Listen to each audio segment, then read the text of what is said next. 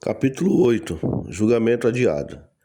Segundo Coríntios, capítulo 5, versículo 10, está escrito: Porque todos comparecemos perante Cristo para sermos julgados. Cada um de nós receberá o que quer que mereçamos, pelo bem ou mal que tivermos feito em nossos corpos. Enquanto escrevo, estamos nos aproximando de completar-se 2000 anos desde a ressurreição do nosso Senhor Jesus Cristo.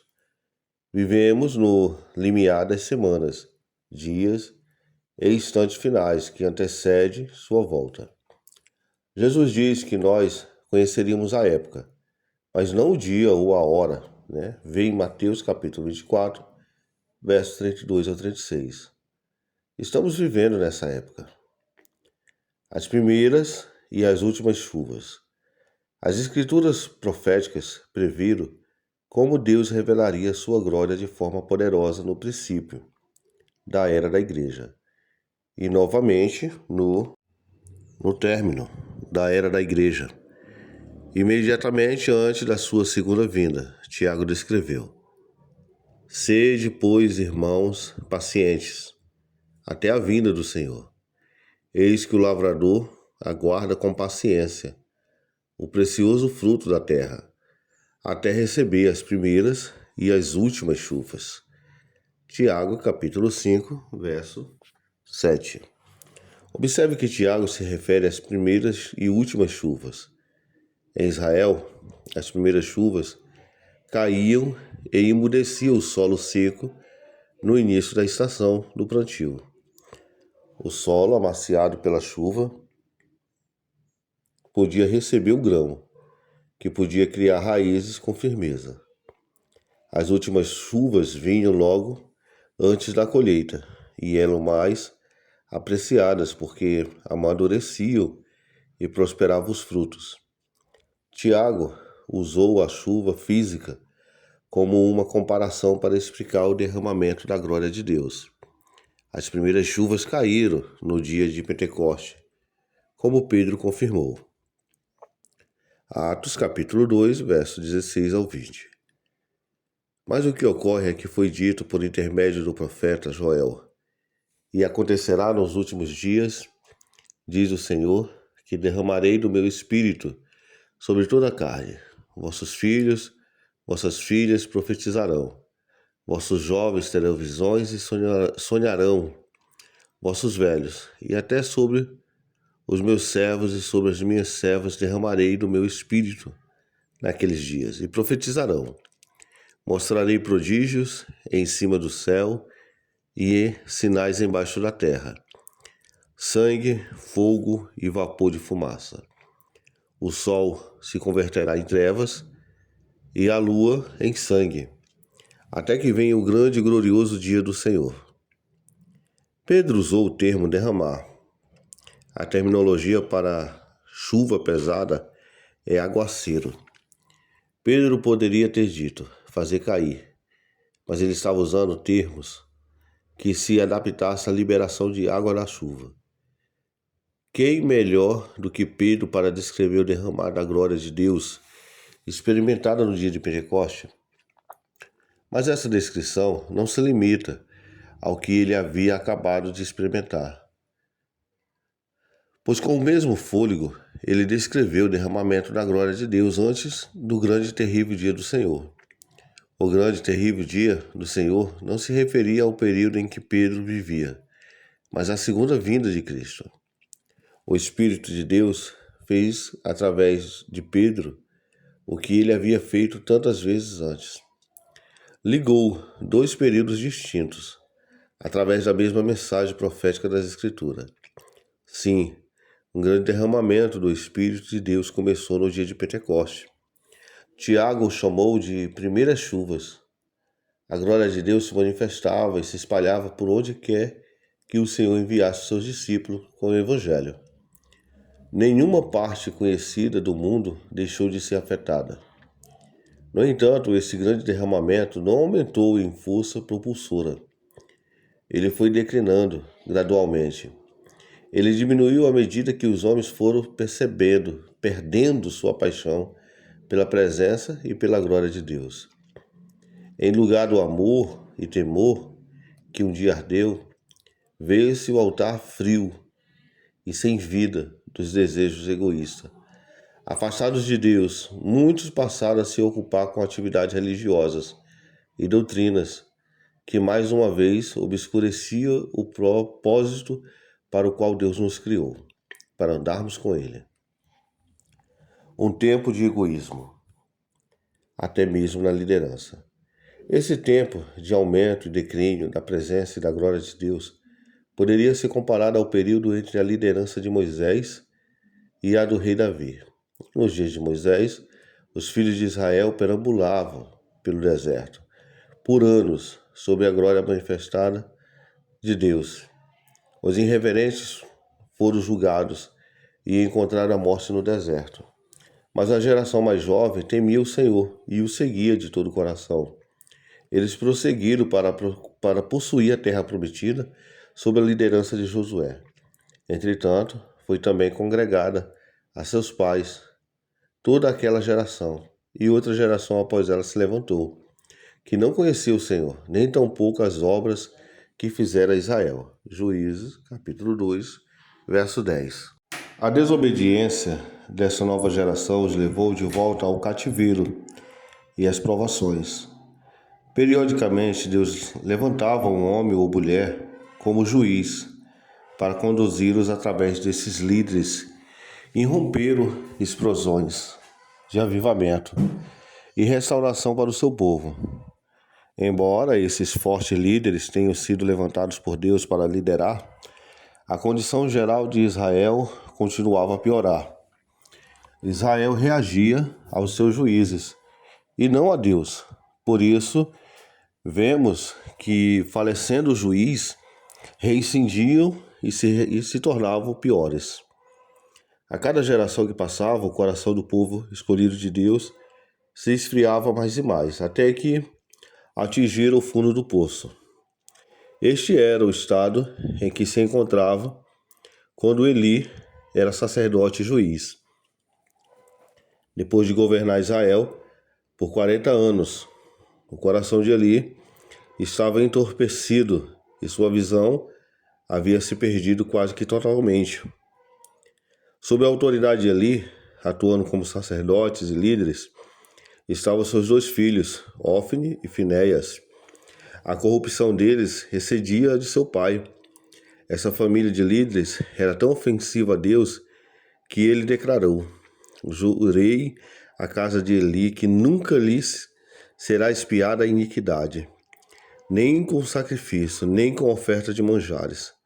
1 Samuel, capítulo 3, versículo 14. Essa liderança ofensiva foi o motivo pelo qual a nação chegou ao fundo do poço. Nos tempos passados, quando a nação se desviava, os líderes guiavam o povo de volta para Deus. Mas aqueles líderes afastavam o povo para longe dele, com o seu persistente abuso de autoridade e perversão de poder. Os filhos de Eli se envolviam em relações sexuais com as mulheres que se reuniam à porta do tabernáculo. Eles não apenas eram sexualmente imorais, como também usavam a sua posição de liderança para coagir a imoralidade às mulheres que haviam ido buscar a Deus. 1 Samuel, capítulo 2, versículo 22. Eles abusavam do poder, da posição que Deus lhe havia dado para servir ao seu povo. E, em vez disso, o usavam como uma forma de realizar os seus próprios desejos. Os seus atos irritaram grandemente o Senhor. Eli tinha conhecimento da imoralidade e ganância de seus filhos, mas não impediu que eles continuassem pecando, nem os retirou de suas posições de liderança. A segunda violação que cometia era na área das ofertas. Mais uma vez, eles usavam a sua autoridade dada por Deus para satisfazer a sua própria ganância, engordando com as ofertas tiradas por meio de manipulação e ameaças. O julgamento adiado. Compare o pecado dos filhos de Eli ao pecado dos filhos de Arão, Nadab e Abiú, os homens que morreram quando levaram fogo profano à presença do Senhor. É difícil evitar se perguntar por que os filhos de Eli não foram julgados com a morte de forma tão rápida quanto os filhos de Arão. O pecado dos filhos de Eli era um flagrante e total desrespeito por Deus, pelo seu povo, pelas suas ofertas. Por que então eles não foram julgados do mesmo modo? Uma morte imediata no tabernáculo? A resposta encontra-se no versículo seguinte. Naqueles dias, a palavra do Senhor era muito rara. As visões não eram frequentes. Certo dia, estando deitado no lugar acostumado, o sacerdote Eli, cujos olhos já começavam a escurecer-se, a ponto de não poder ver, e tendo-se deitado também Samuel, no templo do Senhor em que estava a arca, antes que a lâmpada de Deus se apagasse. 1 Samuel, capítulo 3, versículo 1 ao 3. Observe o seguinte, a palavra do Senhor era rara. Deus não estava mais falando como falava com Moisés. Onde a sua palavra é rara, a sua presença também o é. As visões, revelações não eram frequentes. É na presença do Senhor que temos revelação. Mateus capítulo 16, versículo 17. Havia um conhecimento limitado dos seus caminhos devido à falta da sua presença. Os olhos da liderança estavam obscurecidos, que não podiam ver. Em Deuteronômio 34, verso 7, lemos: Tinha Moisés a idade de 120 anos quando morreu, e não lhe escureceram os olhos, nem se lhe abateu o vigor. Moisés nunca perdeu a visão, pois andou em meio à glória de Deus, o seu corpo foi preservado, em uma medida muito maior. A lâmpada de Deus estava se apagando. Ela estava se apagando devido à falta de azeite. A glória havia sido retirada de tal maneira que a presença de Deus era apenas uma luz trêmula. No caso dos filhos de Arão, a glória havia acabado de ser revelada e estava muito forte. Veio fogo da parte do Senhor e os consumiu, e eles morreram perante o Senhor. A presença e a glória de Deus estava muito poderosa, mas os filhos de Eli estavam envolvidos pelas trevas de uma liderança quase cega, pelas sombras trêmulas de uma lâmpada enfraquecida. A lâmpada de Deus estava quase apagando. Só restava um vestígio da presença de Deus. A sua glória já havia se retirado. O julgamento imediato só vem na presença da sua glória. Portanto, o julgamento deles não foi imediato, mas foi adiado. Quanto maior a glória, mais rápido o julgamento. Essa verdade precisa estar firmada em nosso coração. Embora tenha sido mencionado anteriormente, agora ela está se tornando cada vez mais evidente. Quanto maior é a glória revelada de Deus, maior e mais rápido é o julgamento pela ausência de reverência. Sempre que o pecado entra na presença da glória de Deus, há uma reação imediata.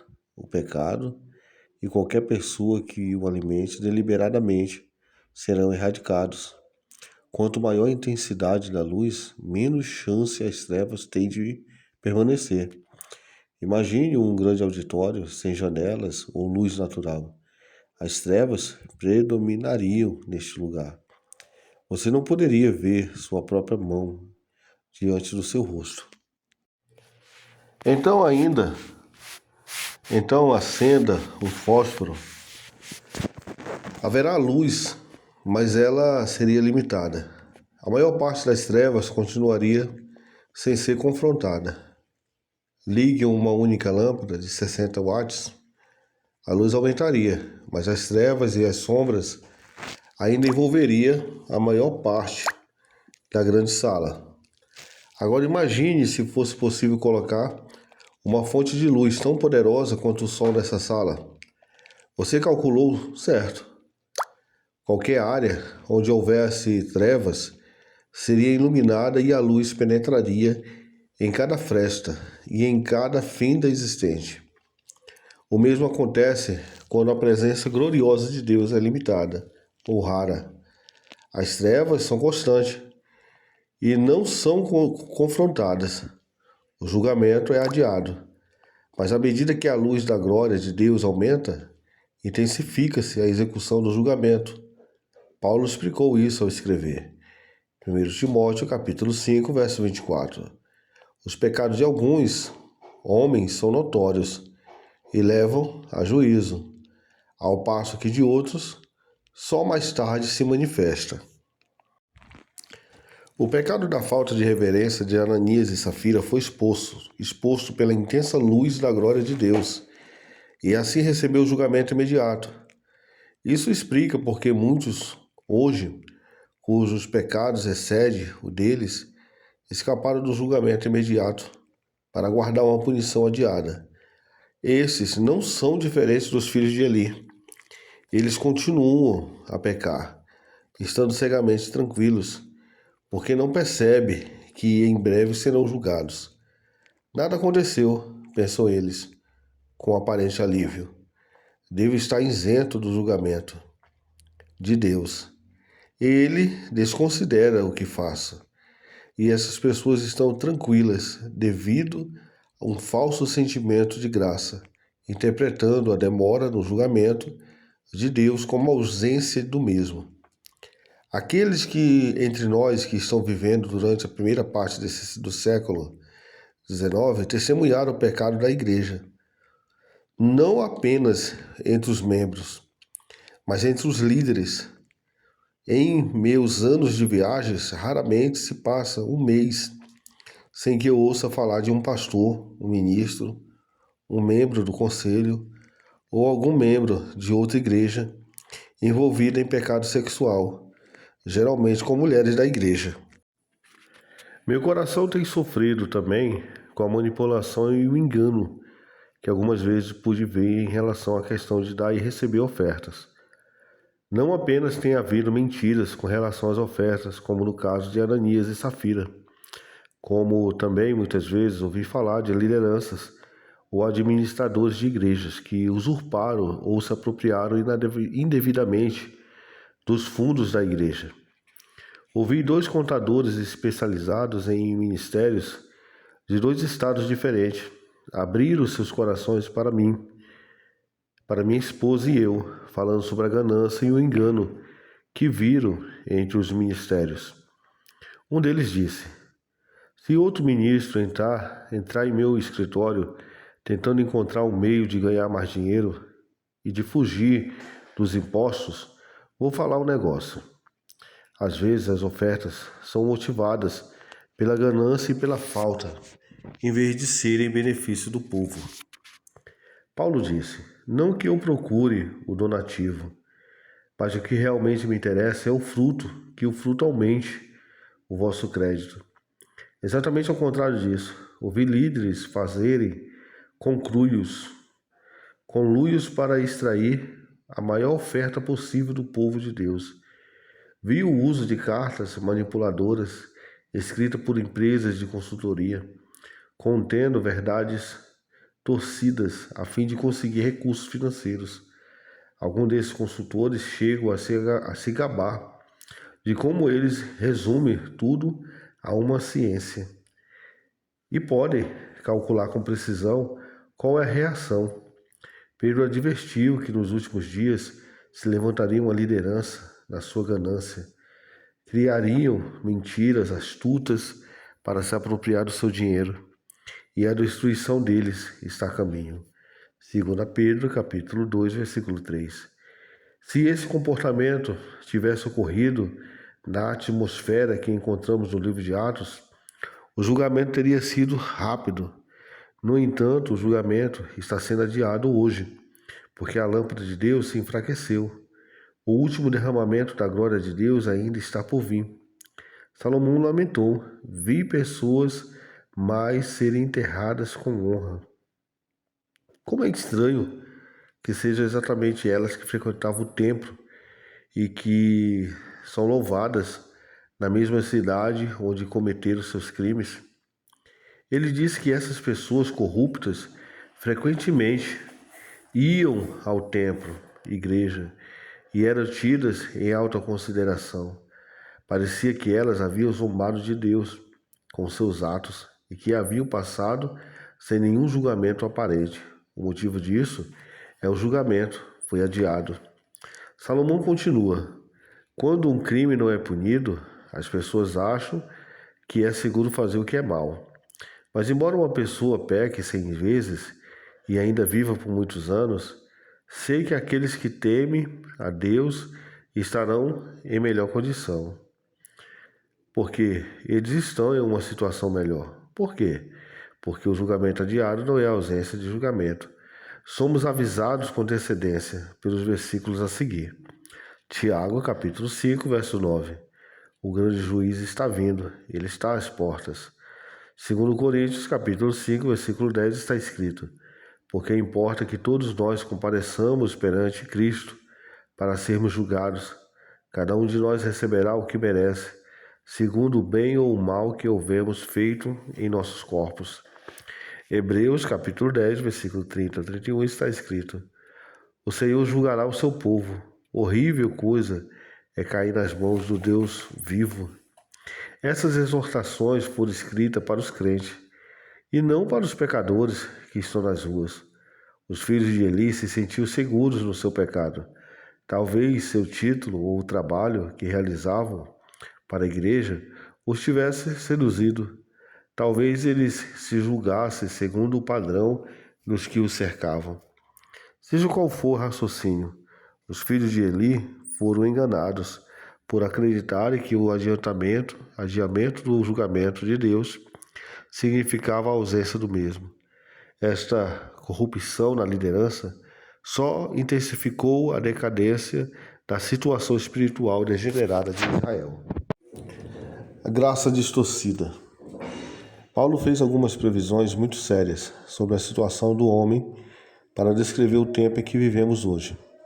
Ele escreveu: nos últimos dias haverá tempos muito difíceis, pois as pessoas amarão apenas a si mesma e o seu dinheiro. Elas serão arrogantes, orgulhosas, zombando de Deus, desobedientes a seus pais e ingratas. Elas não considerarão nada sagrado. Serão destituídas de amor e de perdão. Difamarão os outros e não terão domínio próprio. Serão cruéis e não terão interesse no que é bom. Trairão seus amigos, serão irresponsáveis, infatuadas pelo orgulho e amarão mais o prazer do que a Deus. Segundo Timóteo, capítulo 3, versículo 1 ao 4. A verdade mais sombria é que Paulo não está descrevendo a sociedade, mas a igreja, pois ele prossegue: eles agirão como se fossem religiosos, mas rejeitarão o poder que poderia torná-los semelhante a Deus. Eles frequentarão a igreja, ouvirão a palavra de Deus, falarão a palavra de Deus, se gabarão da graça salvadora do Senhor, mas rejeitarão o poder que poderia torná-los santo. Qual é o poder que poderia torná-los santo? A resposta é simples: é a própria graça de Deus, da qual eles se gabam. Durante os últimos 30 anos, a graça ensinada e crida em muitas de nossas igrejas não é a verdadeira graça, mas uma distorção dela. Isso é resultado de darmos ênfase à bondade de Deus, negligenciando o temor de Deus. Quando a doutrina do amor de Deus não é equilibrada com o entendimento do temor de Deus, o resultado é o erro. Do mesmo modo, quando o temor de Deus não é equilibrado com o amor de Deus, temos o mesmo resultado. É por isso que somos exortados: considerai, pois, a bondade e a severidade de Deus. Romanos capítulo 11, versículo 22. É necessário ter ambos. Sem qualquer um dos dois, ficamos desequilibrados. Ouvi crentes e líderes darem desculpa para a desobediência, considerando todas as coisas como estando cobertas pela graça de Deus ou pelo seu amor. A graça é imerecida e ela realmente cobre, mas não da maneira como nos foi ensinado. Ela não é uma desculpa, mas uma capacitação. Essa falta de equilíbrio se infiltra em nossos raciocínios até que sintamos total liberdade para desobedecermos a Deus, sempre que for conveniente, ou sempre que as coisas não estejam a nosso favor. Até quando pecamos, nós nos convencemos e aplacamos a nossa consciência, encolhendo os ombros e pensando: a graça de Deus cobrirá isso, pois Ele me ama e entende como a vida é dura. Ele quer que eu seja feliz, não importa o preço, certo? É verdade que não costumamos verbalizar esse processo mental, mas ele existe da mesma forma. Ele fica evidente pelos frutos desse raciocínio previsto com tanta precisão por Paulo. Embora a graça cubra, ela não é apenas uma cobertura, ela vai muito além disso. A graça nos permite e nos capacita a vivermos uma vida de santidade e de obediência à autoridade de Deus. O escritor de Hebreus nos exorta: retenhamos a graça, pelo qual sirvamos a Deus de modo agradável, com reverência e santo temor. Hebreus capítulo 12, versículo 28.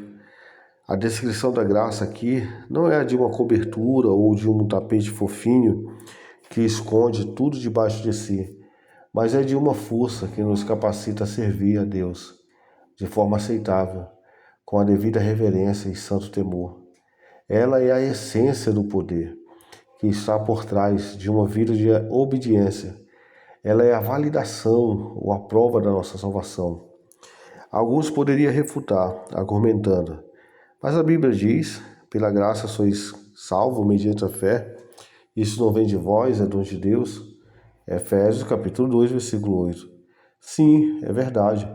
É possível viver uma vida digna da nossa herança no reino de Deus, na nossa própria força, pois todos pecaram e estão destituídos do padrão justo de Deus.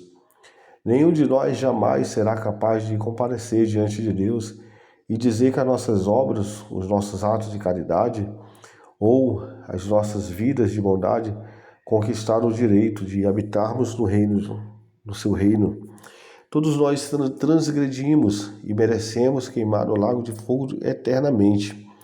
A resposta de Deus para as nossas imperfeições é o dom da salvação, por meio do dom da sua graça, uma dádiva que não pode ser conquistada. Romanos capítulo 4, versículo 4. Muitos na igreja entendem isso, no entanto, falhamos em enfatizar o poder da graça não apenas para nos redimir, mas também para nos conceder a capacidade de vivermos nossas vidas de uma maneira totalmente diferente. A palavra de Deus declara, Tiago, capítulo 2, versículos 17 a 18. Assim também a fé, se não tiver obras, por si só está morta. Mas alguém dirá: tu tens fé e eu tenho obras. Mostra-me essas sua fé sem as obras, e eu as obras te mostrarei a minha fé. Tiago não estava contradizendo Paulo, ele estava esclarecendo a mensagem de Paulo, afirmando que a evidência de que uma pessoa recebeu a graça de Deus é uma vida de obediência, mas também a capacidade de perseverar. Uma pessoa que desobedece a palavra de Deus sistematicamente é alguém em quem a fé fracassou, ou em quem a fé nunca realmente existiu. Tiago continua: verificais que uma pessoa é justificada por obras e não por fé somente. Tiago, capítulo 2, versículo 24.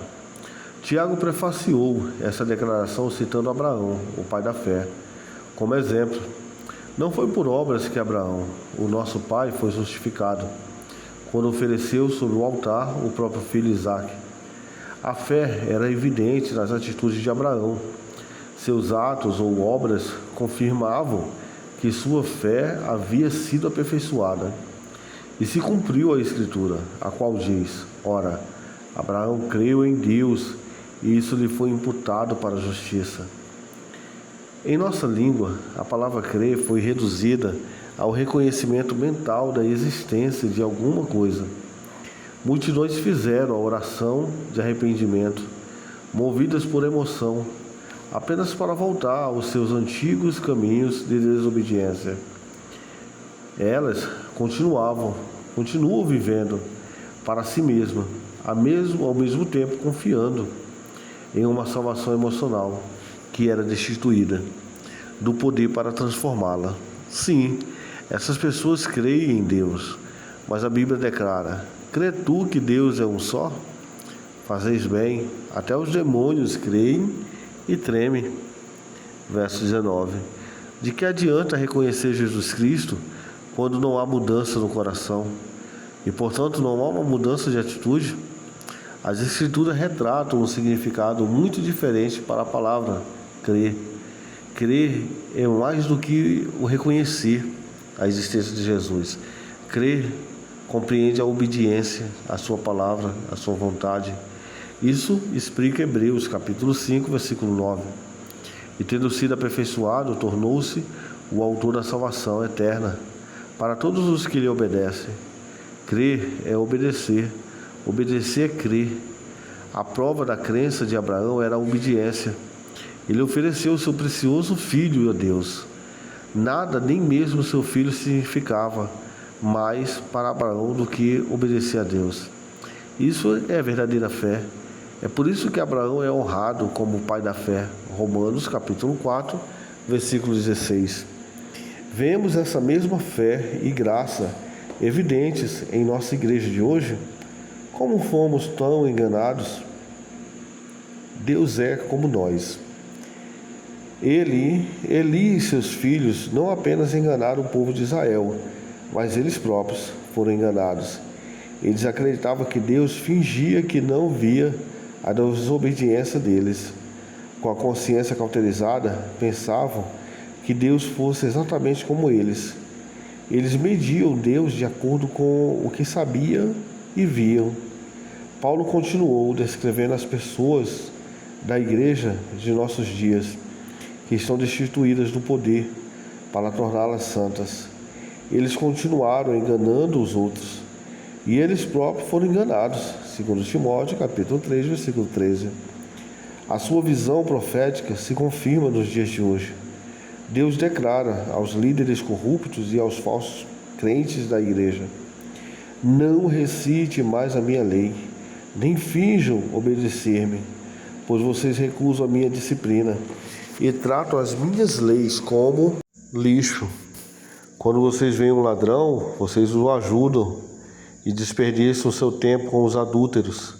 A boca de vocês está cheia de maldade e a língua de vocês está cheia de mentiras.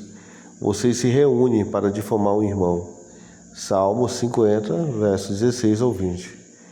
Deus está perguntando: por que vocês estão pregando a minha palavra e não me temem, nem me obedecem? Por que vocês enganam os outros e a si mesmo? Ele está dizendo a eles: tem feito essas coisas e eu me calei. Pensavas que eu era teu igual, mas eu te arguirei e porei tudo à tua vista. Salmo 50, verso 21. Deus disse: eu me calei. O julgamento foi adiado, mas não negado, pois o Senhor garantiu: eu te arguirei e porei tudo à tua vista. Lembre-se, a ordem divina procede à glória revelada. Quando a glória é revelada, a desordem é confrontada com julgamento imediato, a fim de garantir a manutenção da ordem divina. Deus prometeu àqueles que estão aguardando o julgamento: tenham certeza de que haverá ordem, pois eu a trarei. Observe que há consequência que apazigua o desconforto da desobediência em seu comportamento sem reverência. Eles acreditam que Deus seja exatamente como eles. Eles reduzem a imagem da glória de Deus ao nível do homem corruptível. Povo de Deus, ouça as suas palavras de misericórdia.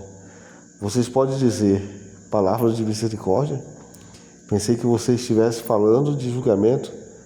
Na verdade, nas pregações e escritos proféticos, Deus está procurando nos avisar a fim de nos livrar do seu julgamento. Portanto, a sua mensagem é de misericórdia. Deus tem um remanescente. Pelo Espírito de Deus, Paulo viu a glória manifesta do Senhor se desvanecer até atingir novamente o fundo do poço. Os dias que precedem o segundo derramamento veriam exatamente esse crime espiritual. Tanto o sacerdote quanto o povo sofreriam corrupção. Paulo profeticamente lamentou, lá em 2 Timóteo, capítulo 4, versículo 3. Pois está vindo um tempo em que as pessoas não darão mais ouvidos à sã doutrina. Em vez disso, Elas seguirão seus próprios desejos e procurarão mestres que lhe digam o que lhe quiserem ouvir. É triste dizer, mas estamos vivendo nesses dias. Parece que muitos pastores e ministros desejam mais atrair as multidões do que manter a justiça.